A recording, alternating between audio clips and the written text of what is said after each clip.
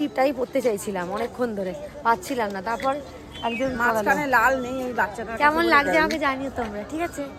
যে কৃষ্ণের জন্মস্থানে তো তোমরা দেখো আমি এখন আছি মথুরা কৃষ্ণ জন্মভূমি। এই দেখো কিউট না? হ্যাঁ ভালো লেগেছে, খুব ভালো লেগেছে। খুবই মিষ্টি। আমাকে দাও, দাও আমি ডানাতে নিই।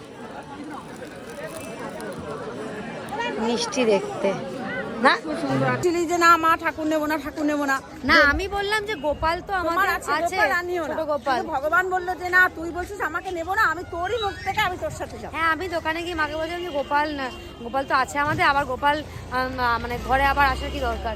তখন হঠাৎ করে মানে এত সুন্দর লাগলো এই গোপালের এই মূর্তিটা, এত মিষ্টি দেখতে গোপালটা। এখানে পুরো গায়ে একদম কাজ কাজ করা, ডিজাইন করা, চোখগুলো খুব সুন্দর। তো ওরাই মা বলছে। হ্যাঁ তো ভালো হয়েছে ব্যাপারটা, খুব মিষ্টি দেখতে। এমনকি আমরা এও কিনেছি বলে ভালো ভালো কিছু জামাও নিয়েছি, বস্ত্র নিয়েছি। তো এই টিপটাই পরতে চাইছিলাম অনেকক্ষণ ধরে, পাচ্ছিলাম না। তারপর একজন মাঝখানে লাল নেই, এই বাচ্চাটা কেমন লাগছে আমাকে জানিও তোমরা, ঠিক আছে?